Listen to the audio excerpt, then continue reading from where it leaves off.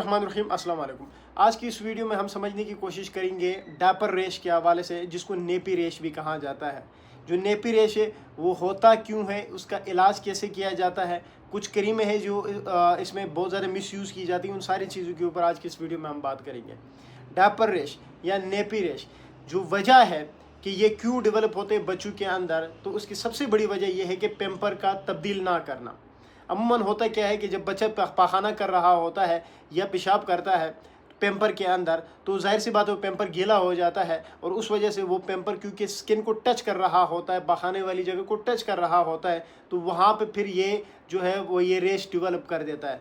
माएँ अमूमन बच्चे को लेके आती है और कहती है, डॉक्टर साहब मेरे बच्चे को ये जो पखाने वाली जगह है वो पूरी रेड हो चुकी है, लाल हो चुकी है, और बच्चा पूरी रात जो है वो रोता है, मैं क्या करूं, मैंने फ़लाँ क्रीम यूज़ की है उससे ठीक नहीं हुआ है, अब मैं क्या करूं। देखिए, तो सबसे पहले काम ये करना है कि अगर किसी भी बच्चे को ये जो डायपर रेश या जो नेपी रेश अगर डेवलप हुआ है, बन चुका है, तो पहले काम आपने ये करना है कि इसका जो पेम्पर है उसको आपने चेंज करते रहना है। ठीक है, ऐसा नहीं होना चाहिए कि एक दफ़ा पेम्पर लगा दिया आपने और पूरा दिन उस पेम्पर को आपने लगे रहने देना, ये वाला काम आपने बिल्कुल नहीं करना है। क्योंकि होता क्या है कि अमूमन माएँ एक दफ़ा जब सुबह बच्चे को पेम्पर लगाती है, पूरा दिन वो फिर पेम्पर को चेक नहीं करती क्या है कि बच्चे ने पेम्पर को गीला किया है कि नहीं किया है, और उस वजह से फिर ये जो डायपर रेश होता है वो बन जाता है।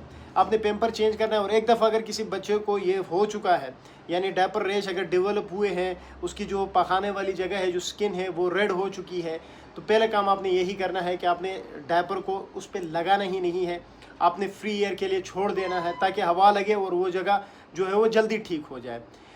इसका इलाज कैसे किया जाता है, तो इसके इलाज के लिए बहुत सारे क्रीमें मार्केट में अवेलेबल है जिसका आप इस्तेमाल कर सकते हैं, लेकिन जो बेस्ट क्रीम्स है वो बैरियर क्रीम्स है। अब बैरियर क्रीम कौन सी होती है, तो उसमें जिंक ऑक्साइड की क्रीमें हैं और इसी तरह से पेट्रोलियम जेली है। अब होता क्या है, इसको बैरियर क्रीम इसलिए कहते हैं कि जब आप इसको बच्चे के पखाने वाली जगह पे, यानी जहाँ पे डायपर रेश हुआ है वहाँ पे लगाते हैं, तो जब बच्चा पखाना करता है या छोटा पेशाब करता है, तो यानी गीला जब हो जाता है पेम्पर, तो अब होता क्या है कि ये फिर स्किन जो है उसके और ये जो पखाना और छोटा पेशाब है उसके बीच में एक बैरियर के तौर पे एक्ट कर देता है और इसको डेवलप होने नहीं देता, और अगर हो गया हो तो आहिस्ता आहिस्ता उसको हील कर देता है। तो आपने इस तरह की क्रीमें इस्तेमाल करनी है, जिंक ऑक्साइड की क्रीम इस्तेमाल करनी है, और पेट्रोलियम जेली की जो क्रीमें होती है जो कि वेजलिन नाम से मिलती है और हमारे अमूमन आलमोस्ट सबके घरों में ये पड़ी हुई होती है, इसका इस्तेमाल करना है। देखिए, अब जो जिंक ऑक्साइड की क्रीमें हैं मार्केट में किस नाम से अवेलेबल है, तो बहुत सारे नाम हैं जिसमें मैं अभी बात करना चाहूँगा। आप इजीली उनको ख़रीद के इसका इस्तेमाल कर सकते हैं। किसी ब्रांड की प्रमोशन नहीं हो रही, लेकिन ये चीज़ें अच्छी है तो इसलिए मैं इनका नाम ले रहा हूँ। पेट्स क्रीम के नाम से आती है पेट्स क्रीम, ये आप इस्तेमाल कर सकते हैं, इसमें जिंक ऑक्साइड होता है। इस तरह रेशनल नाम से आती है क्रीम आती है, उसमें भी जिंक ऑक्साइड होता है, वो आप इस्तेमाल कर सकते हैं। इसी तरह क्यूटी प्रो के नाम से आती है, ये आप इस्तेमाल कर सकते हैं, उसमें भी जिंक ऑक्साइड होता है। सीडो क्रीम के नाम से आती है, उसमें भी जिंक ऑक्साइड होता है, ये आप इस्तेमाल कर सकते हैं। और जैसे पेट्रोलियम जेली की मैंने बात की, वेजलिन के नाम से आती है, वो ईजिली आपको मार्केट में मिल जाती है, उसका इस्तेमाल किया जाता है। अब कुछ बड़ी ज़रूरी इन्फॉर्मेशन है आप लोगों के साथ शेयर करनी है। अमूमन होता क्या है कि हम स्टीरॉयड की क्रीमें इस्तेमाल करते हैं घरों में। आजकल बहुत मशहूर है, एक नाम से हाइड्रोजोल के नाम से आती है, ये क्रीम है। इसमें मेरे ख्याल में स्टीरॉयड और एंटी फंगल दोनों है, तो क्योंकि स्टीरॉयड इसमें है तो मैं इसमें बात करना चाहूँगा। इन्होंने जो माए है इन्होंने इस क्रीम का नाम दिया हुआ है पेम्पर वाली क्रीम, ठीक है ना, या डायपर वाली क्रीम। इसमें स्टीरॉयड होता है, और ये देखा गया है कि अगर आप इसका इस्तेमाल करते हैं तो इसमें कोई शक नहीं है कि जो मैंने क्रीमें नाम दी हैं आपको, जिंक ऑक्साइड या पेट्रोलियम जेली जो है, ये टाइम लेती है हील करने में, लेकिन इसका पक्का इलाज है। जब आप स्टीरॉयड का इस्तेमाल करते हैं तो जल्दी, यानी 5 या 6 दिनों में ये ठीक हो जाते हैं इस क्रीम के इस्तेमाल से। बिल्कुल आपकी स्किन में जो रेडनेस थी वो ख़त्म हो जाती है, लेकिन इसके नुकसानात जानने ज़रूरी है।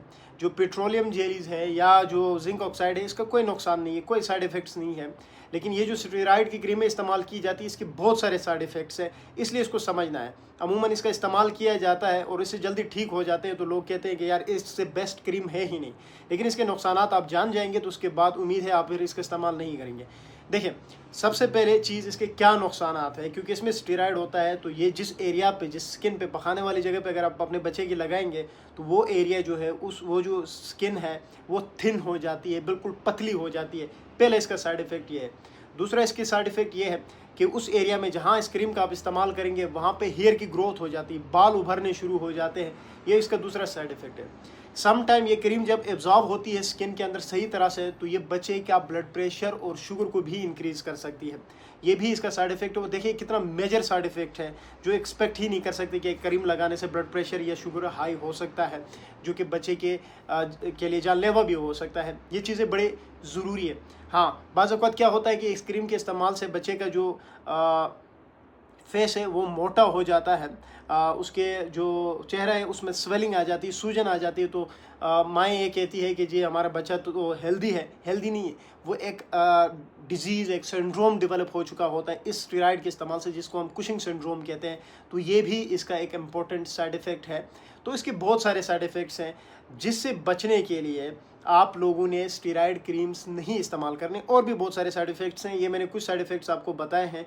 ये इंपॉर्टेंट है, आपने समझना है कि वहाँ पे हेयर की ग्रोथ हो सकती है, स्किन थिन हो सकती है, जब जल्दी एब्जॉर्ब हो जाता है तो ब्लड प्रेशर और शुगर इससे इंक्रीज़ हो सकता है। ये सारी चीज़ें हैं, इस चीज़ से आपने अवॉइड करना है। स्टेरॉइड की क्रीमें आपने इस्तेमाल नहीं करनी है, जिंक ऑक्साइड या पेट्रोलियम जेलीज इस्तेमाल करनी है। अगर आपको कुछ भी समझ नहीं आ रहा, आप अपने डॉक्टर के पास जाए, डॉक्टर प्रिस्क्राइब करेगा, उन मेडिसिन का आप इस्तेमाल करें। उम्मीद है वीडियो आप लोगों को अच्छी लगेगी। Thank you.